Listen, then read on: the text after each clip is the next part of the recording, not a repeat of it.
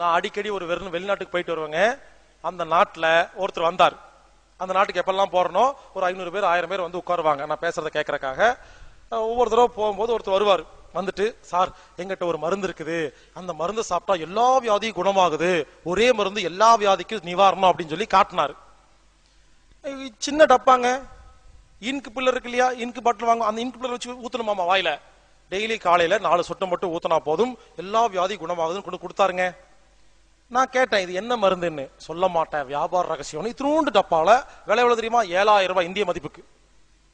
நான் கேட்டேன், அது எப்படிங்க ஒரு மருந்து எப்படிங்க எல்லா வியாதி குணம்? இந்த ரகசியம் அப்படின்னு சொல்லிட்டு, இதை மட்டும் நீங்க மக்களுக்கு சொன்னீங்கன்னா மக்கள் எல்லாம் வாங்கி சாப்பிடும் பொழுது உங்களுக்கு 3500 ரூபாய் கமிஷன் கொடுக்குறேன், கோடிக்கணக்கா சம்பாதிக்கலாம்னு ஐடியா பண்ணாரு.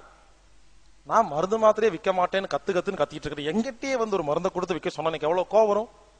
நான் சொன்னேன், அது என்ன மருந்துன்னு சொல்லுங்க, அதை எப்படி செய்யறதுன்னு நான் சொல்லி கொடுத்துறேன் மக்களுக்கு. இது வேணா செய்யறேன், பொருள் விற்கிற ஐடியா இல்லைங்கன்னு சொன்னங்க. அவர் ஒவ்வொரு மீட்டிங் கெஞ்சிக்கிட்டே இருந்தாரு. ஒரு நாள் நான் சொன்னேன், எனக்கு ஆசை வந்துருச்சு, அது என்னதான் மருந்துன்னு சொல்லி தர மாட்டேங்கிறாரு. அவர்கிட்ட விஷயத்தை கறக்கறக்காக ஒரு பொய் சொன்னேன். ஓகே, அடுத்த இந்த மீட்டிங்ல இருந்து இந்த ப்ராடக்ட் நான் சேல் பண்ணலாம்னு முடிவு பண்ணிட்டேன். ஆனா எனக்கு ஒரே ஒரு ரகசியம், இன்னைக்கு நான் சொல்ல போறேன், இந்த பொருளை வாங்கி சாப்பிடுங்கன்னு சொல்ல போறேன். ஆனா எனக்கு இன்னைக்கு என்னன்னு சொன்னா மட்டும் தான் சொல்லுவேன், கேரண்டி வித்து கொடுக்கல அப்படின்ட்டேன்.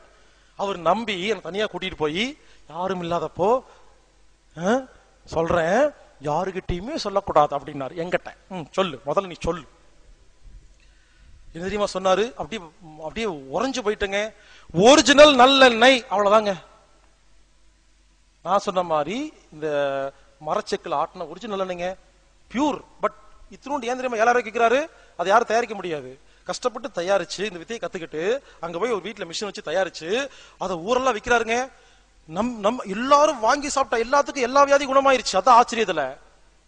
புரிஞ்சுக்கங்க, நான் சொன்னா யாரும் நம்ப மாட்டீங்க. கொஞ்ச நாளுக்கு அப்புறம் அந்த வெளிநாட்டு கம்பெனி நம்ம ஊருக்கு வந்து கோட்டெல்லாம் போட்டுட்டு பவர் பாயிண்ட் வச்சு எல்லாத்தையும் கூப்பிட்டு மல்டி லெவல் பிசினஸ் சொல்லிட்டு, இது அமேசான் கார்டுகளில் மட்டுமே மிகவும் அற்புதமாக விளைகிற மூலிகைகள் தயாரிக்கப்பட்டது. இது 25,000 அடி சொன்னா பேன் உட்காந்துட்டு அதுல ஒரு 5,000 கமிஷன் கொடுத்தா போதும், 5,000 கொடுத்தா போதும், உடனே எல்லாம் விற்க ஆரம்பிச்சிருவீங்க. கெட்ட பழக்கங்க. நம்ம ஊர்ல யாரும் சொன்னா கேட்கறது இல்ல.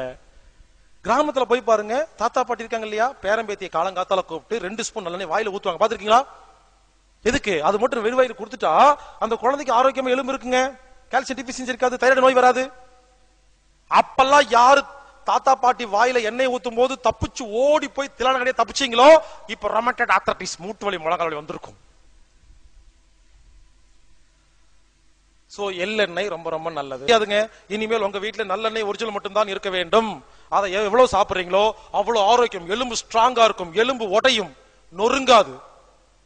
கட்டை எடுத்து அடிச்சா எலும்பு 2ஆ உடையும், நொறுங்காது. எடுத்து ஒட்ட வச்சு புத்தூர் கட்டு போட்டா ஒட்டிக்கும். இப்பெல்லாம் ஏன் நொறுங்கி போயிருது? எலும்புல ஒண்ணுமே இல்ல. ஏன்னா நல்லெண்ணெய் யாருமே சாப்பிடறதே கிடையாது. மார்க்கெட்டுக்கு போங்க, 20 கிலோ கருப்பு எள்ளு வாங்குங்க. வாங்கும் பொழுது எள் என்ன அரைக்கிறதுக்குன்னே கேட்டு வாங்கணும். இங்க பாருங்க, 5 கிலோ 2 கிலோ வாங்கிடாதீங்க. அது அவ்வளவு ஒரு மிஷின்ல போட்டா எங்க இருக்குன்னே தெரியாது, அரைக்காது. குறைஞ்சது 20 கிலோ வாங்கிட்டு போகணும், அந்த மிஷினை பொறுத்து இருக்கு. அதை 2 நாள் வெயிலில் காய வைக்க வேண்டும். அப்புறம் குப்பையெல்லாம் எடுக்க வேண்டும். 20 கிலோ கருப்பு எள்ளுக்கு 1 கிலோ பனங்கற்பட்டிய ஒன்னு சேர்த்து கொண்டு போகணும். உள்ள போட்டு கலந்து கொண்டு போக கூடாது. 20 கிலோ கருப்பு எள்ள தனியா ஒரு பக்கெட்ல கொண்டு போங்க, 1 கிலோ பனங்கற்பட்டி தனியா கொண்டு போங்க. அந்த மிஷின்ல 2ஐயும் போட்டோம்னா அது அரைக்குங்க. இந்த பனங்கற்பட்டி எதுக்குன்னு கேட்டா, வெறும் எல்லை போட்டா மிஷின்ல அரைக்காது. அது பனங்கற்பட்டி போட்டா மட்டும்தான் அரைக்கும். அந்த காலத்துல மரச்செக்கு இருந்துச்சு, மாடு வச்சு அரைச்சாங்க, வாகை மரம் சொல்லுவாங்க. அந்த மரத்தால் அரைக்கப்பட்ட அந்த எண்ணெய் தான் கோல்டு பிரஸ் ஆயில். அது மிக சூப்பரான ஆயிலுங்க. அதை விட உலகத்துல மருத்துவ குணம் ஆயிலே கிடையாது. அப்புறம் கொஞ்ச நாளுக்கு அப்புறம் ஆச்சு, மாடு இல்லாம போய் 2 HP மோட்டர் யூஸ் பண்ணாங்க. அதுக்கப்புறம் ஆச்சு ரோட்டரின்னு சொல்லிட்டு இரும்பு மிஷின் வர ஆரம்பிச்சிருச்சு. இப்ப எக்ஸ்பிளர் சொல்லி அது பயங்கரமான மிஷின் ஆகி போச்சு. சோ எந்த அளவுக்கு மேல மேல போகுதோ, எந்த அளவுக்கு சூடு அதிகமாகுதோ அவ்வளவு கெட்டது. ஆனா பரவாயில்லைங்க, அப்படி சூடு அதிகம் பண்ணி கொடுத்தாலும் நான் பரவாயில்லன்னு தான் சொல்றேன். அதையும் கொடுக்க மாட்டேங்கிறானுங்க, அதுலயும் கொண்டு போய் பெட்ரோல் கலந்து விட்டுறானுங்க. அதனால நான் சொல்ற மாதிரி 20 கிலோ கருப்பெல்ல வாங்கி வெயில்ல காய வச்சு குப்பை எடுத்து 1 கிலோ பனங்கற்பட்டி கலந்து கொண்டு போய் மிஷின்ல கொடுத்தீங்கன்னா, கண்ணு முன்னால அரைச்சு கொடுப்பாங்க பாருங்க, அந்த எண்ணெய் ஒரிஜினல் நல்லெண்ணெய். உடனே அடுத்து கேட்பீங்க, அந்த மிஷின் எங்க இருக்குது? அந்த மிஷினை கண்டுபிடிக்கிறது ரொம்ப சுலபங்க. எல்லா ஊர்லயும் இருக்குது, வெளியே தெரியாது. நீங்க என்ன பண்ணுங்க, அரிசி மாவு கோதுமை மாவு அரைக்கிறாங்க இல்லையா, அந்த மிஷின் தெரியும் இல்லையா, அந்த மிஷின் வச்சிருக்கிறவங்க போயிட்டு கேட்டீங்கன்னா அவருக்கு மட்டும் கண்டிப்பா தெரியும், தெரியாம இருக்கிற வாய்ப்பு இல்லை. அவரை கேட்ட சொல்லுவாங்க. இல்ல வீட்டுக்குள்ள மறைச்சு வச்சிருப்பாங்க, அந்த மிஷினை வெளியே காட்ட மாட்டாங்க. ஏன் தெரியுங்களா, அந்த மிஷின்ல அரைக்கும் பொழுது நீங்க 20 கிலோ கொடுப்பீங்களா, அதை அரைச்சிங்கன்னா ஒரு 9 லிட்டர் 10 லிட்டர் வருங்க. கண்ணு முன்னால அரைச்சு கொடுத்தா எல்லாத்தையும் வாங்கிட்டு போயிருவீங்களா, அதனால உள்ள வச்சுட்டு அரைச்சிட்டு 2 லிட்டர் திருடிட்டு வந்து கொடுப்பாங்க. அதுக்காக தான் அந்த மிஷின் எல்லா இடத்துல இருக்குது, தேடி கண்டுபிடிங்க. இந்த மாதிரி எண்ணெய் அரைச்சு அந்த எண்ணெய் எடுத்துட்டு வந்து ஒரு நாள் வெயில்ல காய வைக்கணும். அது இருக்கிற கருப்பா இருக்கிறதெல்லாம் கீழே செட்டில்மெண்ட் ஆயிரும்.